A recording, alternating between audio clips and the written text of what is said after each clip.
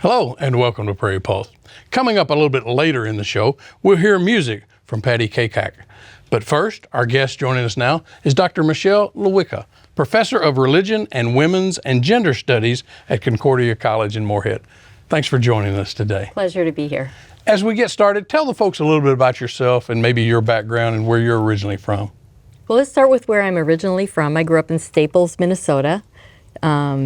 And I spent the first 18 years of my life there. Then I went to the College of St. Benedict and kind of fell in love with learning and felt like I couldn't stop. And I went on to graduate school at Harvard Divinity School and did my Master's of Theological Studies there. And then I was the first student to graduate in a PhD program focused on religion, gender, and culture. Okay. Well, you're here today to talk a little bit about March, of course, is Women's History Month. So can you talk about some of the classes you teach at Concordia that focus on women's history and roles in society and things like that? Yeah, probably the course that's most relevant to Women's History Month that I teach is Women's Religious History. So religion is my home field, and I have an emphasis in gender and women's studies. And that class is I say this about all my classes, but it really is one of my favorite classes to teach. I usually get a handful of men in the class. It fulfills a requirement, so that helps, and lots of women, and some in between, students who are non-binary. And it's just a wonderful class for me to teach because I get to witness students encountering the history of women in a way that they haven't. We don't send students to high school and they learn about the history of women. They learn about history, which is so often his story. It's not really her story. So much of what we inherit historically is written by the historical winners. Men have been in the dominant position. And so women don't learn about their own history, and especially we start that class looking at the history of women in early Christianity. And many of the students, not all of my students are Christian. I would say about 50, maybe 60% of them are. But whether or not they're Christian, they're shocked to really find out about women's active role at the beginning of Christianity, because that's not a history that we learn about, either in the context of religion usually, or more broadly.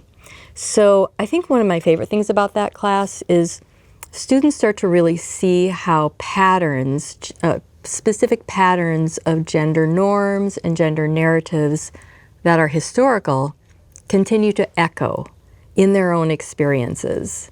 So for example, a lot of the writings we have about women are just that. They're about women, they're not by women. And they're often very demeaning towards women. The early church fathers talk about how women are not very rational and they're not very trustworthy and they are profound sources of temptation, always leading men off the path. These are narratives that are still alive today. A lot of women doubt their own intelligence. They doubt their own ability to lead. They doubt their own sense of self, and the self-doubt that these historical narratives generate about women echoes in my students' experiences, particularly the young women who want to feel brave and want to feel confident, but they realize they struggle with self-doubt. And where does that come from? They were born with it. That's a historical legacy. Yeah, and you're almost probably answering part of this question, but why is it important to mark and observe Women's History Month? And maybe not a month, but at least in March, in this country. Yeah, because if we don't know our history, we don't know our experience. We don't know how we came to be who we are. And Simone de Beauvoir, she was a groundbreaking feminist in the middle of the 20th century. She was responsible for saying, one is not born a woman, one becomes a woman. In other words, so much of gender is socialization. Of course, there are physiological differences, but so much of what we learn about what it means to be a man and what it means to be a woman, these are social narratives. That's what it means to say gender is socially constructed.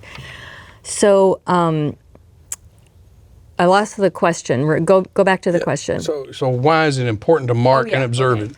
So Simone de Beauvoir said that if we don't know our history, there's a whole piece of self-knowledge that's missing collectively as women. And so understanding our history and understanding not just history from the perspective of what men said about women, but the more we can even dredge up stories that and self-representations that women in history had about themselves and their struggles in what predominantly has been patriarchal cultures, we learn about our own agency. We learn about other women's agency. We learn about how they challenged social norms in ways that made it possible for us to be on this trajectory, hopefully, I'm hopeful, that we continue transforming society towards a more equal future. Mm-hmm. Well, can you talk about maybe how in just our lifetime, jobs and roles have changed for women? Yeah.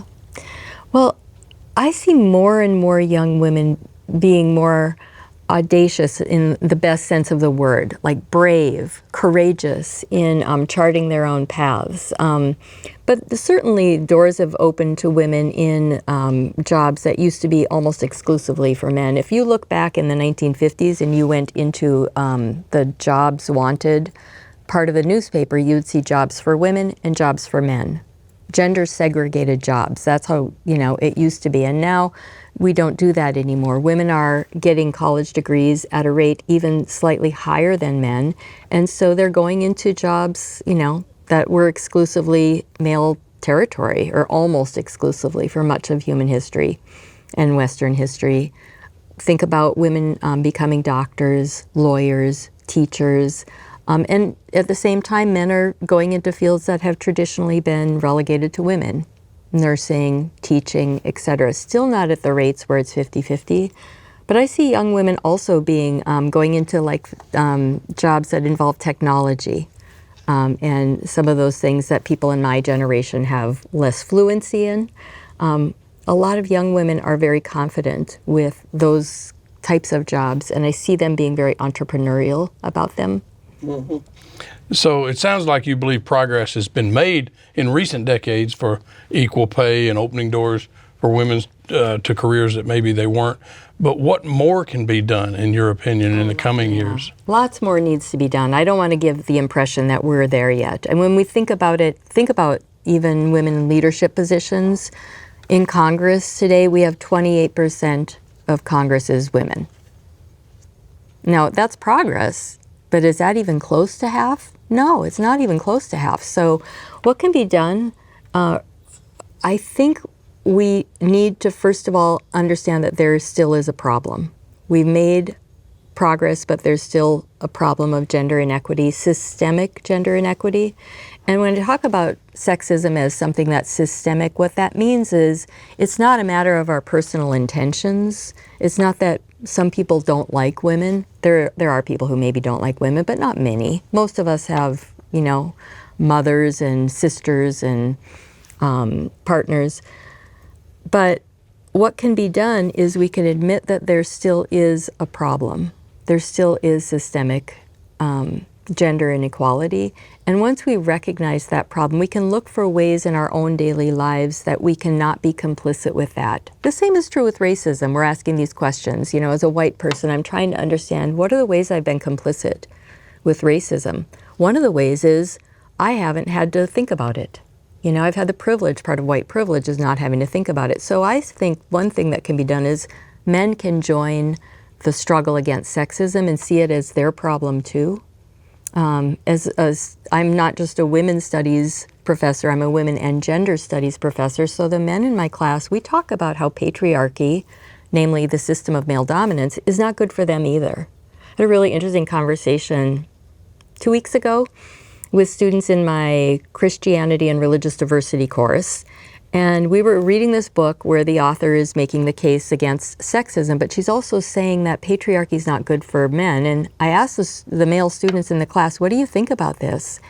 And they opened up so beautifully about the struggles of what it's like to be having to live up to this image of manhood that feels really oppressive to them. And what if they don't fit into that? And think of all the pressure to be successful. And what if you're not successful? So I think until people who are in the dominant group see the kind of oppression that they're implicated in as their problem too, until white people see racism as their problem, until men see sexism as their problem too and not just a women's issue, we won't make progress. But I'm hopeful when I teach, this is maybe why I teach college students, they're at a place in their lives where they're open to seeing things change and seeing things differently. And when we see things differently, then we have a chance to change. Okay. Talk some about your publications and research. I understand you've done some on body images for women. Yeah, you know, it's funny. It strikes some people as funny that as a religion scholar, my primary focus for the past 3 decades has been looking at body image and eating disordered behavior among women. And then I remind people who find that to be peculiar about the story of the second creation myth, the story of Adam and Eve, and how sin comes into the world. Do you remember that story? How does sin come into the world? Eve takes a bite of an apple. Eve takes a bite. It's actually a fruit. It's described as a fruit, but the artistic tradition makes us all believe it's an apple. Anyway, it could have been. Who knows? It's a story. Religion scholars see this as a myth, not as something that really happened. But yeah, she eats. She eats. So sin and shame and death come into the world through a woman's disobedient appetite. This goes back to the first question. If we don't really study the way that these historical narratives continue into today, we're missing something important. And so my interest in women's eating issues comes from my own experience having an adolescent eating disorder. But I started studying when I was at Harvard Divinity School what many of the religious authorities who were male were saying about women's bodies and about women's appetites. And the constant narrative kept going back to Eve, and women couldn't control their appetites, and women were out of control, and their bodies were unruly, and they needed to contain their bodies, and they needed to contain their hunger. And I was like, this is so interesting, connecting the dots between this, one of the most influential myths in Western culture, right, is the creation myth. And at the heart of that myth is sin and shame being associated with women's bodies, and in particular, their bodily appetites. And so when I started doing research on this, it was so clear to me that that shame, that legacy of shame still is alive. I talk to my students about this all the time. It's one of my favorite topics is, you know, are you still all struggling with body image stuff? Oh yeah, they are. Even though they know it's toxic, even though they know that they've been fed a bed of lies about their bodies, they still really struggle. And now with social media, of course, that isn't helping the situation because they're exposed to all kinds of curated, edited, perfected images, and they struggle with shame. Do you feel teachers, counselors, and others are better now than in past decades at spotting eating disorders and eating issues among women and young girls? Yeah, to some extent, maybe, but also, you know, one of the most prominent eating disorder is binge eating disorder, and that's often done in secret, and so that's hard to spot. My own experience as an adolescent started off with a lot of self-starving, but then I became bulimic, and that's pretty easy to hide. So, you know, I went for 3 years with nobody knowing what was going on for me, and I think it's hard to spot certain eating disordered behavior, especially in a culture where eating disorders we have on the extreme part of the continuum, but then we also celebrate diet culture and weight loss. We compliment a woman who has lost weight until she's gone too far, and then we pathologize her. So to some extent, I think we've gotten better, but I also think it's hard to spot disordered eating in a culture that's already got so much disordered eating. Who are some of your heroes as we celebrate Women's History Month? I think about Sojourner Truth. Are you familiar with her?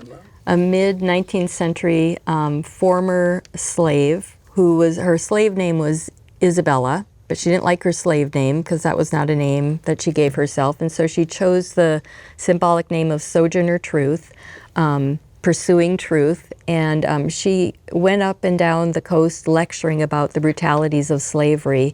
And at a famous convention in 1851, there were some ministers, some Christian ministers there. It was a women's rights convention, and she was one of the few black women there.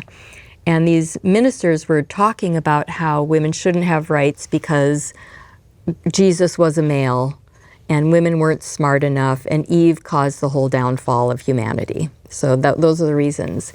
And in the context of that conference, Sojourner Truth stood up and said, basically, I hear a bunch of people talking about women's rights, but am I even included in that as a black woman?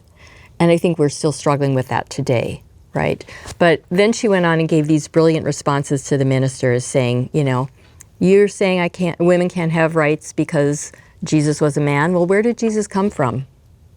Jesus came from a woman. So, and then she says about the argument against women's intelligence, she says, if she makes a clever argument against what the ministers are saying. And finally, she's arguing against their claim that women can't have rights because of what Eve did. And she says, if Eve was powerful enough to bring down the whole of humanity, she must be pretty powerful. And I think she has the power, and women have the power to flip it and make it right again. So she's a hero of mine because she's brilliant, she's audacious, and her legacy, I think, lives on in women who are willing to be brave and audacious today against those kinds of ridiculous arguments that want to contain us. What are some of the shocking things young women who attend your classes learn about things that women couldn't do not that long ago? I mean, you back up 100 years ago, the right to vote, but even a bank account or having their name on a credit card. Yeah, women were not able to have a bank account in their own name until like 1950. Think about credit cards. It was 1974. A woman could have a credit card in her own name. And this goes back to the legacy of women basically being property. And that, it's not that long ago that these things were happening. I was saying I was about 10 years old when women could get a credit card in their own name. So that's during my lifetime. I think it was not until I want to bring in intersectionality, which is a way of talking about the way you can never talk about gender in isolation from talking about race and class and sexuality and other ways that we create identities in our culture. And black women were not even allowed to be in the Miss America pageant until the late 60s because black was not considered beautiful. And that to me, again, bespeaks the power of Sojourner Truth's legacy, this power of claiming herself in that category of woman as a black woman and saying, we belong here too. So many things are changing or have changed in a short period of time. You talked 74 for a credit card and things, but we are running out of time. So if people are interested in getting more information, where can they go? Who can they contact? Well, the Concordia has a wonderful Women and Gender Studies program. In fact, we have a number of Women and Gender Studies minors, and they connect their minors with whatever their major is. Our director is currently on sabbatical, so I'm happy to field any questions or have more discussions about these conversations, and I'm just on the website at Concordia College. All right. Well, thank you so much for joining us today. My pleasure. Stay tuned for more.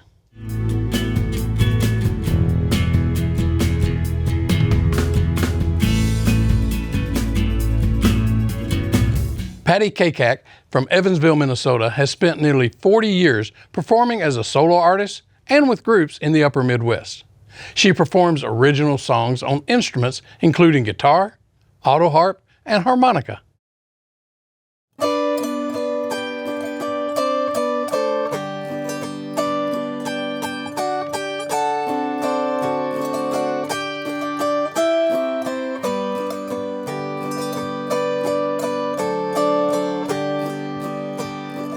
Come, oh, come hear me now. Hear my story I'll tell. Take care of the land or it will be gone. This land we love so well. I've been a farmer all my life. Now my life's nearly all. So my children, I'll leave it to you. This land, its beauty and lore. So come, oh, come hear me now. Hear my story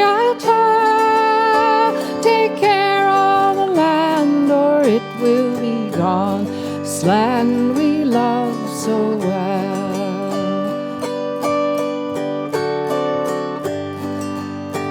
But now they come to take it away, after working so hard all these years,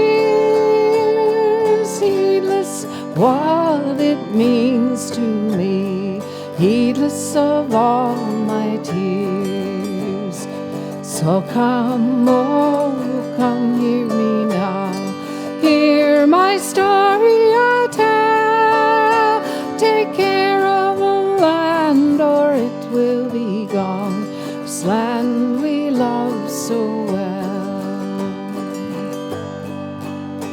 You may be a doctor, you may be a lawyer, maybe a carpenter too, but somewhere back in your family tree, you were a farmer too.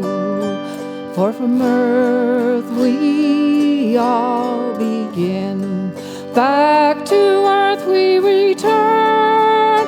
To survive we must take care of our roots, this lesson we all must learn. So come, oh, come hear me now, hear my story I'll tell. Take care of the land or it will be gone, this land we love so well, this land we love so well.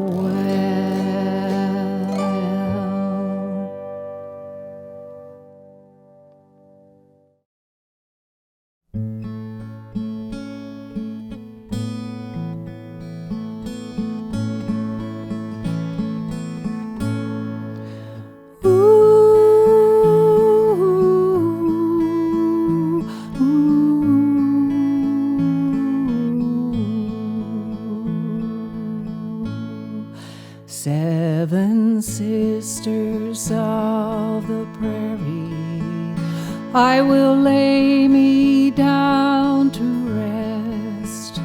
Watch the sun traverse across the sky from east to the west. Leave your burdens on the top of this old hill.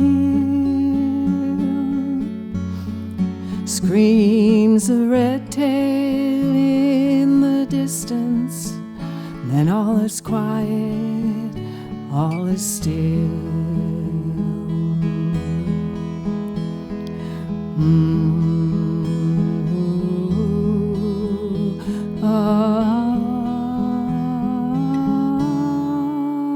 Seven sisters of the prairie, I have come to you at last, come to share your stories, stories of the past.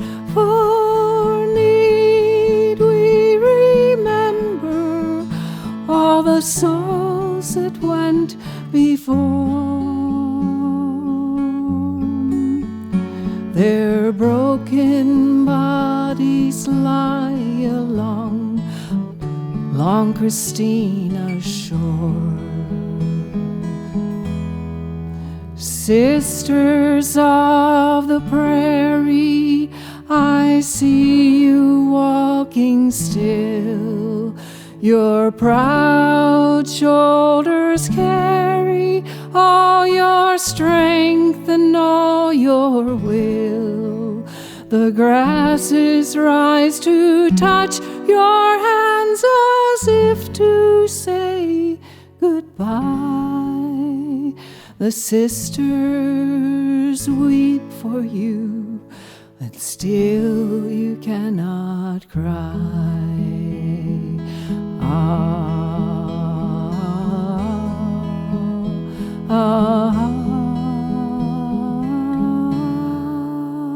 Seven sisters of the prairie, I will leave you with your moons to tend these hills so gently, heal the ancient wounds from all the careless hatred and all the endless wars. I hear the sisters calling, peace forevermore.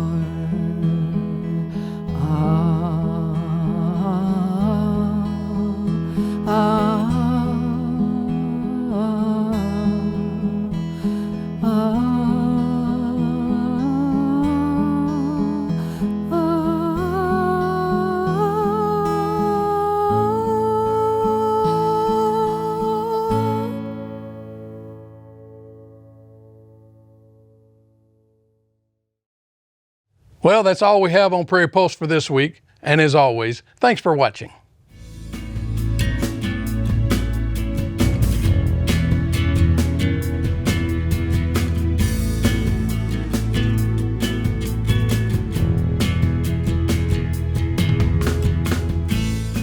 Funded by the Minnesota Arts and Cultural Heritage Fund with money from the vote of the people of Minnesota on November 4th, 2008. And by the members of Prairie Public.